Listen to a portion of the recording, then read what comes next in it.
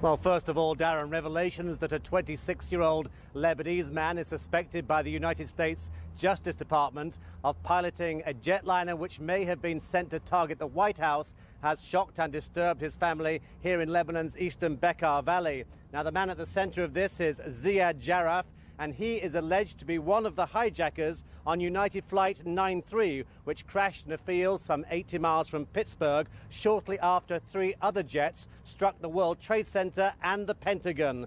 Ziad Jarrah's family here in Lebanon say that his profile, as far as they know, does not fit that of an Islamic fundamentalist bent on terror. In fact, his family here say that Ziad Jarrah enjoyed going to nightclubs, drank alcohol and shared his life, but was not married to a Turkish woman.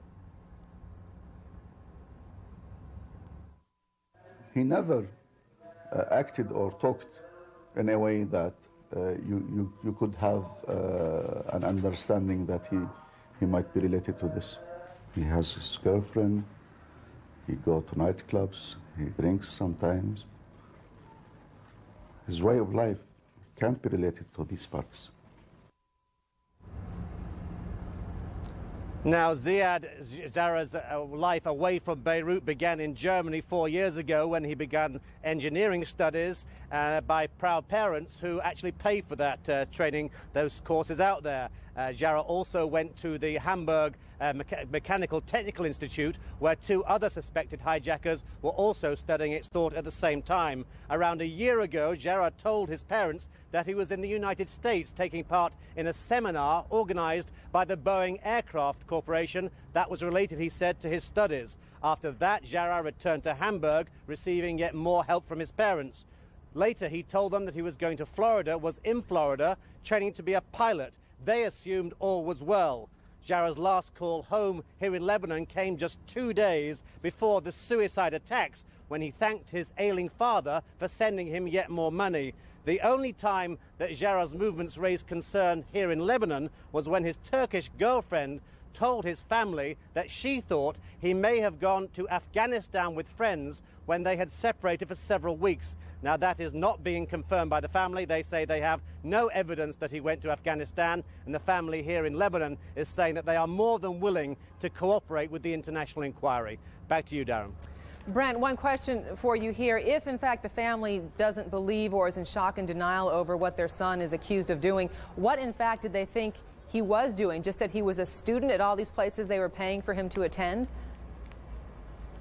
Well, you have to look at the background of the family here. They're very well-to-do, well-educated, obviously have finances. They're a well-known family in the Bekaa Valley area, Sunni family, and they were convinced, they tell me, that their relative, that Ziad Jarrah, was doing very well in life. They had nothing, they say, to confirm any suspicions that are being raised now. In fact, he was back here in February to attend surgical work for his father, who had some heart surgery. He was here in February, and his girlfriend, the Turkish woman I mentioned, was back here only in August, just a few weeks ago, attending a family wedding, which Jarrah said he was unable to attend, saying that he was too busy taking examinations. Darren.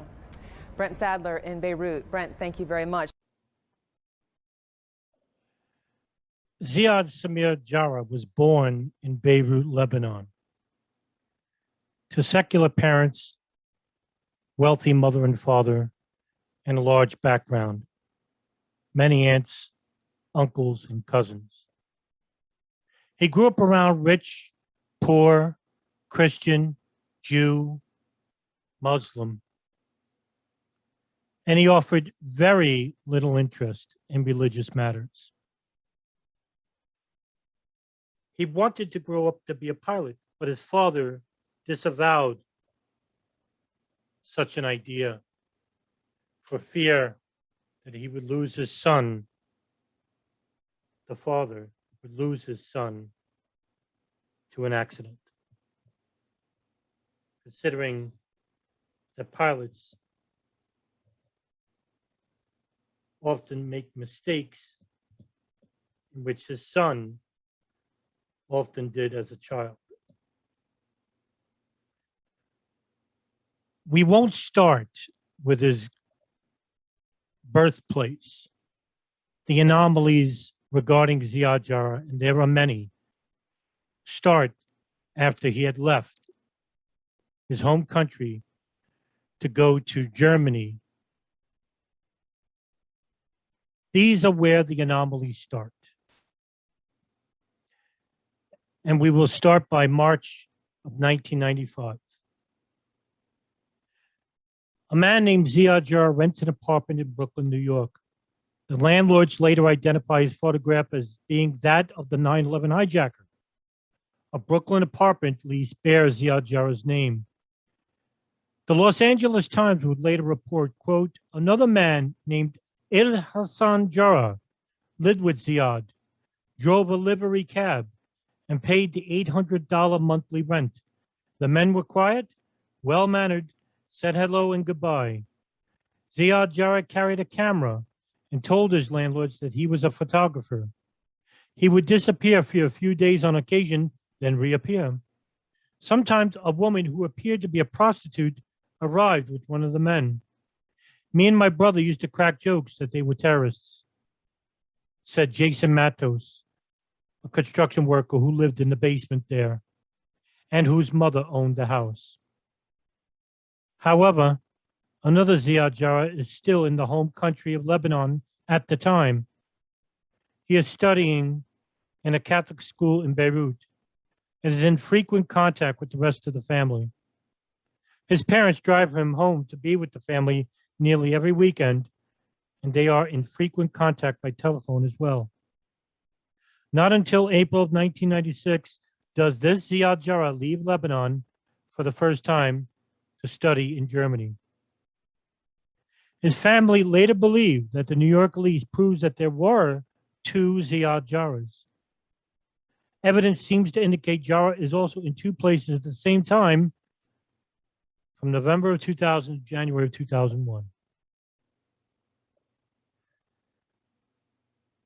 In the later months of 1996, within a few months of arriving in Germany, Ziad Jarrah begins to associate with a man named Abdul Rahman al-Makari, a local hardline Muslim who raises money for the militant Palestinian group Hamas and is monitored by the German intelligence service BFV. The German newspaper Frankfurter Allgemeine Zeitung will say that al-Makari, also known as Abu Muhammad, is known to the German security service BFV as a Hamas activist and instigator, and that it is therefore difficult to imagine that the 26-year-old Lebanese Jarrah was not registered by the machinery of the intelligence services. Jarrah later travels around Germany with al-Makari and meets with other radicals. Al-Makari runs the local mosque and makes money by selling special Arab foods he purchases in Hamburg while there. In the months leading up to 1997, while traveling with Abdul Rahman al-Makari, Jarrah had meets with another suspicious Islamic radical. The man, a convert, is known in public accounts only known as Marcel K. He is the vice president of the Islamic Center in the North Rhine-Westphalia. In March of 2001, the Bundeskriminalamt, Federal Criminal Service, will begin investigating the center's president with respect to membership in a terrorist organization. Marcel K. is apparently a close confidant of Jarrah because Jarrah always calls him before taking important decisions. For example, when he leaves to train in Afghanistan and when he applies for admission to U.S. flight schools, he will call Marcel K. during his pilot training and for the last time shortly before 9/11. Marcel K. will be arrested in Europe in February of 2003. It is not known what happens to him after this. April 1st, 1999. Ziad Jarrah has an unofficial wedding with his girlfriend, Azel Senguin. On or shortly before April 1st of 99, they have a wedding ceremony at the radical Al-Quds Mosque, but they do not register the wedding with the German government. So it is not legally binding. Al-Quds is run by Mohammed Fazizi, a known Islamic militant who hates Israel and the United States. It is the most radical mosque in Germany. A photo, apparently taken by Jarrah at the wedding, will be found by German intelligence in Senguin's home several days after 9/11. The photo will be studied to determine who was a member or of close to the al-Qaeda Hamburg cell in early of 99. German investigators were able to identify 18 out of 22 men in the photo. In the photo included Muhammad Atta, Abdelghani Mazoudi, Munir al-Montasek, Ramzi bin al-Shib, Abdul Razak Labid, and Mohammed Raji. The LFV, the security service for the Hamburg region, will show such a surprising amount of knowledge of the people in the photo just days before 9/11 that it will later be suggested that the LFV had an informant. They did. The informant had been in the Hamburg cell for quite some time. The informant was known as Islam AG.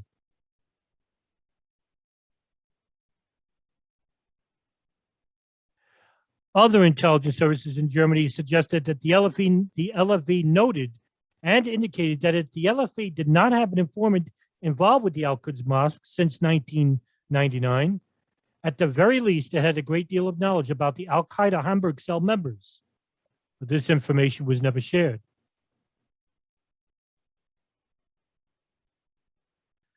The notes given by the informant not only shows that the LB knew that the picture was taken inside Al-Quds, but it knows the picture was taken in early of 99 because the carpet shown in the picture was changed shortly after that time. Furthermore, the LFV photo notes show knowledge of even seemingly trivial details about some of the people in the picture.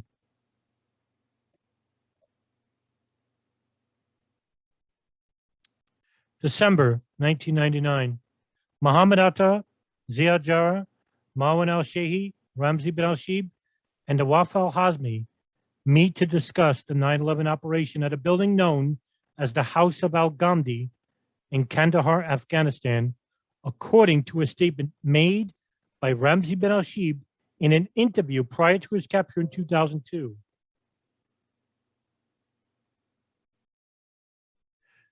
Bin al-Shib will later say in this interview with Yosri Fuda of Al Jazeera, quote, "We had a meeting attended by all four pilots, including Nawaf al-Hazmi, Atta's right-hand man," end quote.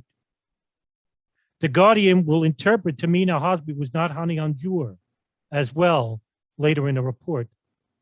However, the 9/11 Commission, based on information obtained from Khalid Sheikh Mohammed under interrogation, take this with a grain of salt, will place Hanjur in Afghanistan in spring of 2000, indicating he will arrive some months after this meeting is held and could not therefore attend it.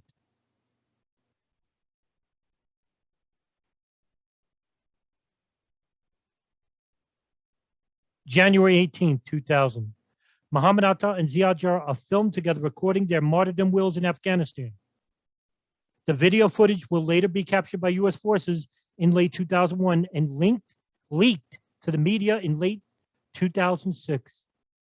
The footage is significant because it is the only hard evidence that Atta and Jarrah were ever in the same place at the same time. Although the two men were frequently in close proximity to each other, for instance, both attended flight schools in Florida just a couple of miles apart at around the same time, their paths often just miss each other. However, they appear friendly to each other in this footage, frequently laughing and smiling. Atta reads as well and the Jarrah reads it, but their exact words are unknown since the sound was not recorded and lip-syncing experts apparently failed to understand what they said. In a later video will meant for Ziad Jarrah, he could not hold his composure as he is seen laughing, nervously fiddling with notes, and being admonished by an al-Qaeda operative behind the camera. Strange personality shown by a man supposedly making a final will of himself. January 30th, 2000, Ziad Jarrah is again briefly detained and questioned at the Dubai airport. And some reports will suggest that this is because he is already on a U.S. watch list. It is not known when he may have been put on a watch list or even why. The only information about this will come from conflicting accounts as to why Jarrah is stopped and questioned by immigration officials for several hours in Dubai, United Arab Emirates, on January 30th. According to one version, UAE officials claim Jarrah is stopped based on a tip-off from the United States. A UAE source will tell author Jane Corbin it was at the request of the Americans, and it was specifically because of Jarrah's links with Islamic extremists, his contacts with terrorist organizations, that was the extent of what we were told. In 2002, CNN will also report that Jarrah is stopped because he is on a U.S. watch list. It claims that this is sourced not only from UAE sources, but from other governments in the Middle East and Europe. However, U.S. officials will claim no such tip-off was ever given. Other versions of the story will claim that Jarrah first raises suspicion because of an overlay of the Quran in his passport and because he is carrying religious tapes and books. This is what the 9/11 Commission will also later claim. Other accounts, such as the one in Vanity Fair in late 2004, will also support this version. There may be a middle version of sorts, that Jarrah may be stopped because the CIA wants people with a profile just like his to be stopped. According to CNN, the questioning of Jarrah in Dubai fits the pattern of a CIA operation described to CNN by the United Arab Emirates and European sources. Those sources say that in 1999, the CIA began an operation to track suspected al-Qaeda operatives as they transited here. One of those sources provided a drawing showing the airport layout and describes how people wanted for questioning were intercepted, most often at a transit desk. As was the case with Ziad Jarrah, CNN sources say UAE officials were often told in advance by American officials who was coming in and whom they wanted questioned. It will also be reported that in the summer of 1999, the CIA asked immigration officials all over the region to question anyone who might be returning from training camps in Afghanistan, and Jarrah fits that profile.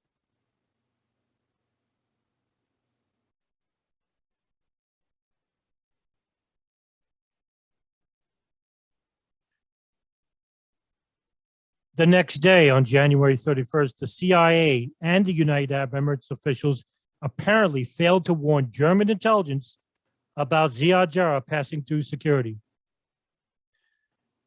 Even though Jarrah's flight from Dubai was tracked to Hamburg, apparently neither U.S. nor UAE officials warned German intelligence about Jarrah. During Jarrah's brief detention, he confessed that he had just come from Pakistan and Afghanistan, and he had a large number of jihadist propaganda videos in his luggage, leading UAE officials to strongly suspect he had just been to a militant training camp in Afghanistan. But why did Jarrah admit that he came from two countries known to be under the microscope of the intelligence services and airline security services? And why would he carry jihadist propaganda videos in his luggage? An unnamed top German intelligence official will later say, if we had been given the information that Jarrah had been to Afghanistan and was planning to go to flight school, we might have asked the Americans whether they thought this was normal. If they had asked us, who is this guy? Who is learning to fly? Then perhaps there might have been a different outcome. He will suggest German intelligence might have started monitoring Jarrah and thus discovered the 9/11 plot. However, this official will complain, but it was one-way traffic with the CIA. You gave information and you got no response. The CIA will later deny that it had any knowledge of Jarrah before 9/11, according to a Vanity Fair article in 2004. Note that a UAE official claims that the CIA said it would secretly track Jarrah from Dubai airport, If this is true, it could explain why the UAE nor CIA told Germany about Jarrah. June 27th, 2000. Ziad Jarrah, an alleged pilot of United Airlines Flight 93, had arrived to the United States from Munich, flying from Munich to Atlanta, Georgia. He enters on a tourist visa issued in Berlin on May 25th of 2000. He then flies to Venice, Florida, where he has already arranged to take full-time lessons at the Florida Flight Training Center. However, he never files an application to change his status from tourist to student. According to the 9/11 Commission, this failure to maintain a legal immigration status provided a solid legal basis to deny him entry on each of the 6 subsequent occasions in which he re-entered the United States. But because there was no student tracking system in place, and because neither Jarrah nor the school complied with the law's notification requirements, immigration inspectors could not know he was out of status. Jarrah begins the private pilot program at FFTC on June 28th, aiming to get a multi-engine license. His training will cost him $16,000, which his parents wire to him. The Florida Flight Training Center, FFTC, is just down the road from Huffman Aviation, a flight school where Mohammed Atta and Marwan al-Shehi soon begin training.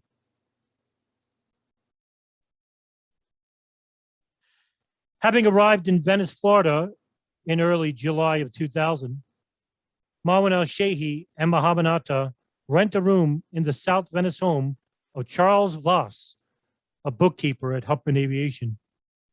They arrive in a rental car, but later in the week buy a red 1989 Pontiac, which they registered to the Voss's address. They are found to be unpleasant and messy guests, and after a week, they are asked to leave.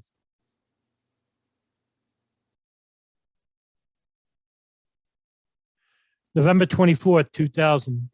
Ziad Jarrah and a couple of companions from flying school rent a plane for a trip from Miami to Nassau, Bahamas.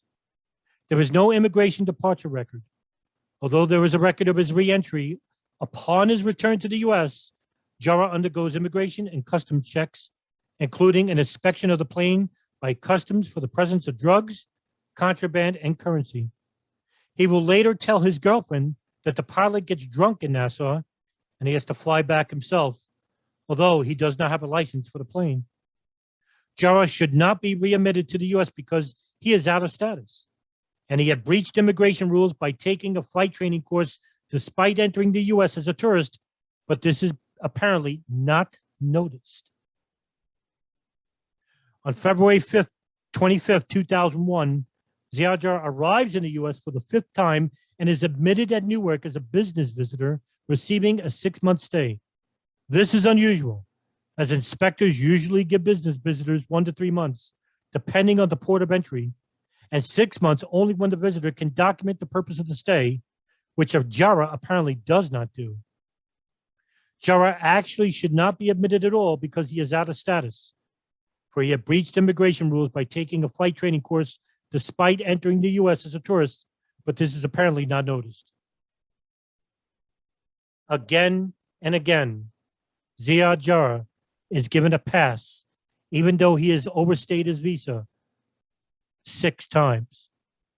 And throughout his stay inside the United States, throughout his living arrangements in Germany, Ziad Jarrah never once lives or meets with any of the 9/11 hijackers or hijacker pilots. At no point has Ziad Jarrah ever come into contact with any of the operatives until a week in advance prior to 9/11. While staying at the Days Inn Motor Inn in Newark, New Jersey, Ziad Jarrah rents a room for himself and for the 3 muscle hijackers of Flight 93, Saeed Al-Ghamdi, Ahmed Al-Nami, and Ahmed Al-Hasnawi.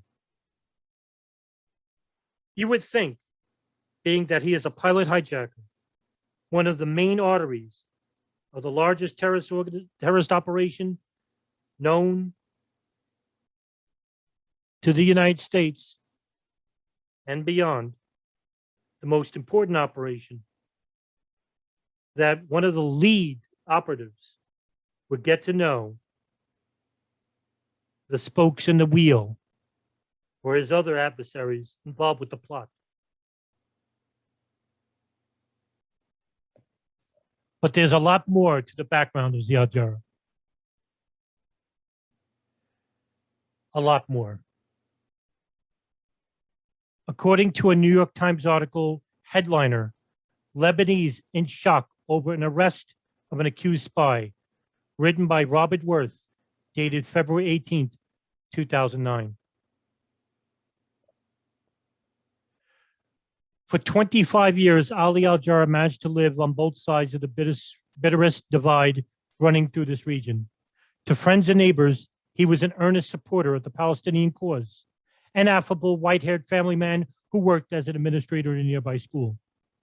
To Israel, he appears to have been a valued spy, sending reports and taking clandestine photographs of Palestinian groups and Hezbollah since 1983. Now he sits in a Lebanese prison cell, accused by the authorities of betraying his country to an enemy state. Months after his arrest, his friends and former colleagues are still in shock over the extent of his deceptions. The carefully disguised trips abroad, the unexplained cash, a secret second wife. Lebanese investigators say he has confessed to a career of espionage spectacular in its scope and longevity, a real-life John le Carre novel. Many intelligence agents are said to operate in the civil chaos of Lebanon, but Mr. Jarrah's arrest has shed a real light onto a world of spying and subversion that usually persists in secret. Mr. Jarrah's first wife maintains that he was tortured and is innocent. Requests to interview him were denied. From his home in the Bekaa Valley village, Mr. Jarrah traveled often to Syria and to South Lebanon, where he photographed roads and convoys that might have been used to transport weapons to Hezbollah, the Shiite militant group, investigators say. He spoke with his handlers by satellite phone, receiving dead drops of money, cameras, and listening devices. Occasionally, on the pretext of a business trip, he traveled to Belgium and Italy, received an Israeli passport, and flew to Israel, where he was debriefed at length, investigators say. At the start of the 2006 war between Israel and Hezbollah, Israeli officials called Mr. Jarrah to reassure him that his village would be spared and that he should stay at home, investigators said. He was finally arrested last July by Hezbollah, which now has perhaps the most powerful intelligence apparatus in this country. It handed him to the Lebanese military along with his brother Youssef, who is accused of helping him spy, and he awaits trial by a military court. Several current and former military officials agreed to provide details about his case on condition of anonymity, saying they were not authorized to discuss it before the trial began. Their accounts tallied with details provided by Mr. Jarrah's relatives and former colleagues. It is not the family's first brush with notoriety. One of Mr. Jarrah's cousins, Ziad al-Jarrah, was allegedly among the 19 hijackers who carried out the terrorist attacks on September 11, 2001, though the men were 20 years apart in age and do not appear to have known each other well.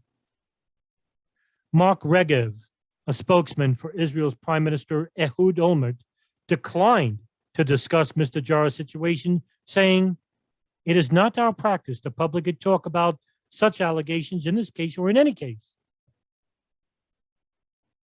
Villagers here seemed incredulous that a man they knew all their lives could have taken money to spy for a country that they regard with unmixed hatred and disgust.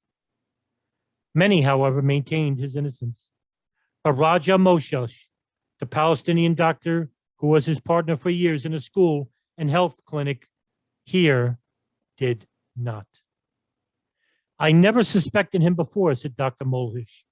"But now, after linking all the incidents together, I feel he's 100% guilty." He used to talk about the Palestinian cause all the time, how he supported the cause. He supported the people, He liked everyone, the son of a dog. Mr. Jarrah would often borrow money to buy cigarettes, apparently posing as a man of limited means. Investigators say he received more than $300,000 for his work from Israel. Only recently did he begin to spend monies in ways that raised questions. About 6 years ago, neighbors said he built a 3-story villa with a terracotta roof that is by far the grandest house in this modest village of low concrete dwellings. Outside is a small roofed archway with a heavy iron gate, and on a recent day, a German shepherd stood guard. Dr. Mullish asked him where he got all the money, and Mr. Jarrah said he got help from a daughter living in Brazil. It is a natural excuse in Lebanon, where a large portion of the population receives remittances from relatives abroad. Mr. Jarrah also had a secret second wife, according to investigators and his former colleagues. Unlike his first wife, Marianne Shamuri, al-Jarrah, who lived in relative grandeur with their 5 children in Maraj, the second wife lived in a cheap apartment in the town of Masna, near the Syrian border.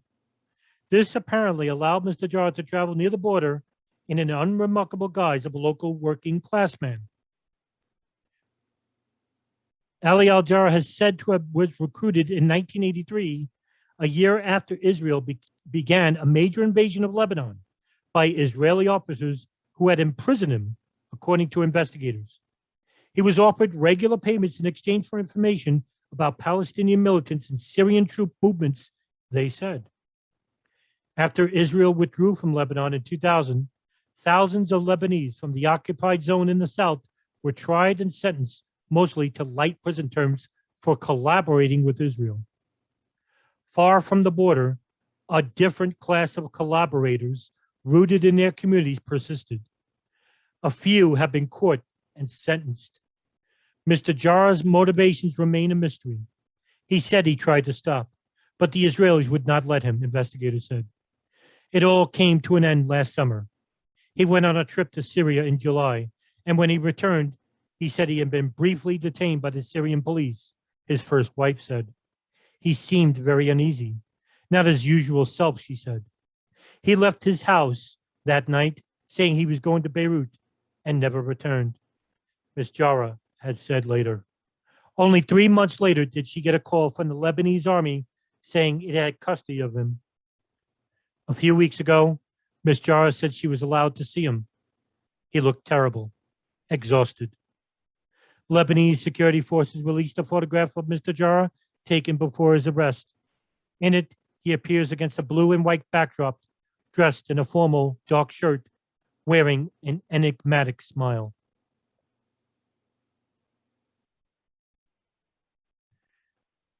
And if you think the story ends there, it does not.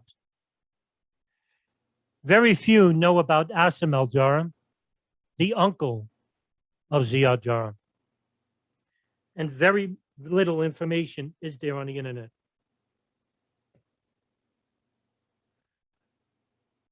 Back in November 4th of 2019, I wrote an article headlined Assem Jarrah, Out from the Ashes of Flight 93, in which I talk in brief spurts about Assem al-Jarrah.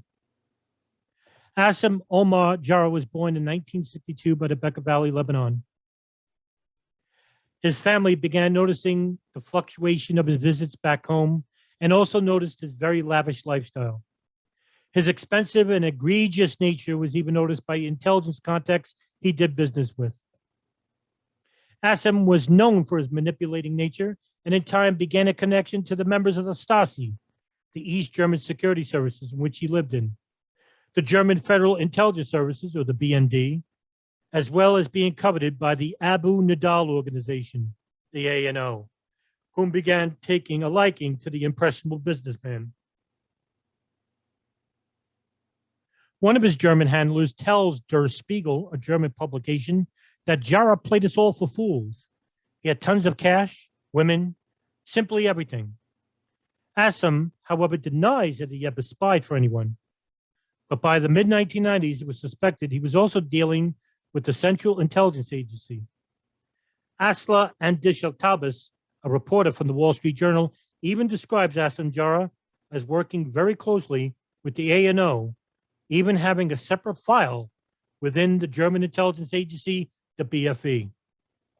The report from Asla Al-Indabas, quote, according to Stasi files described by Der Spiegel last November, a note on the back of Assem Jarrah's file specified he had contact with people in Operation Trader, Stasi code for the Abu Nidal group, which staged several operations in Germany and recruited agents among Arab students. The al-Jarrah, who allegedly worked for Libya as a double agent, was among the students Nidal's men approached. His big contracts, along with foreign governments and the intelligence community, began to grow, much like his personal businesses in Germany. Meanwhile, Abu Nidal would continue to do business with notable countries with whom also would be on the receiving end of his terrorist campaigns, unless they paid handsomely well. The Israeli Mossad long suspected of being behind his group Fatah, which undermined the Palestinian Liberation Organization founded in 1964 by the Arab League, headed by Yasser Arafat. One of the core tenets of the PLO's ideology is the belief that Jewish Zionism had unjustly expelled the Palestinians from Palestine and established a Jewish state in place under the pretext of having historic and Jewish ties with Palestine. Arafat would later implicate Abu Nidal as working for the Israeli Mossad.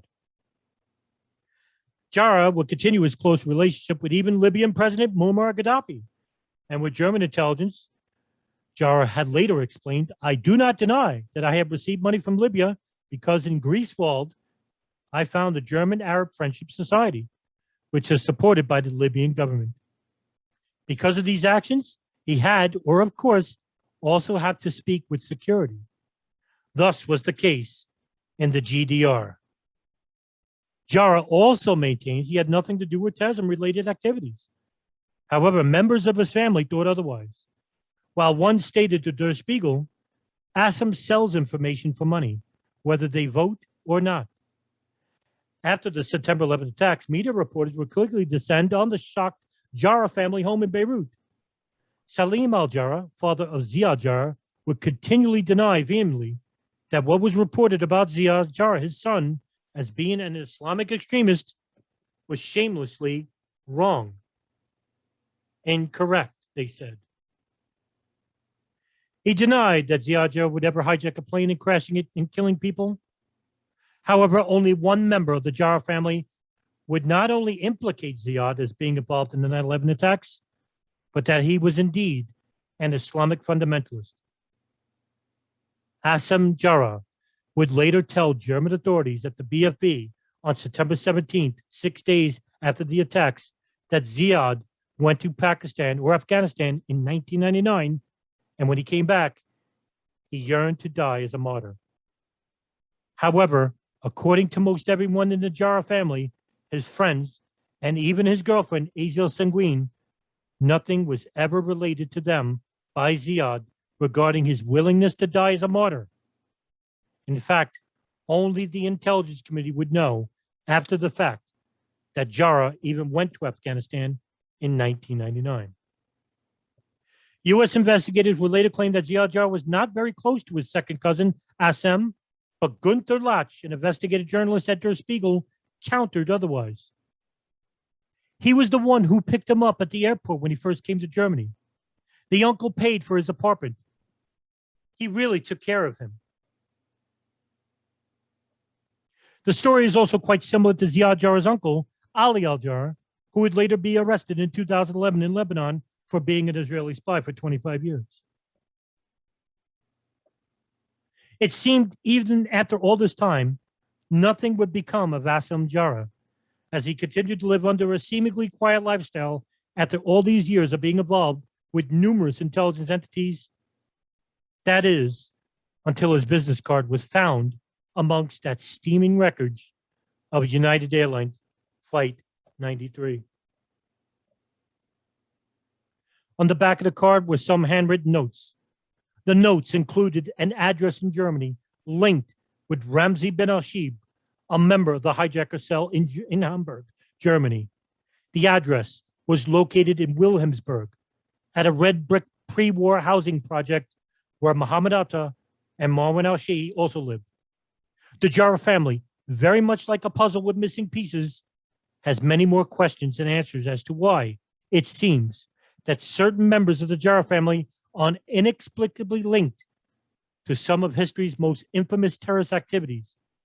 Meanwhile, the damaging links are a constant reminder that even though there is no definitive link of the Jarrah family to the 9/11 attacks, the famous quote, a little too close to home, can be put to context in this regard, especially when in the summer of 1988, the Foreign Office sent a terrorism warning to the German BKA.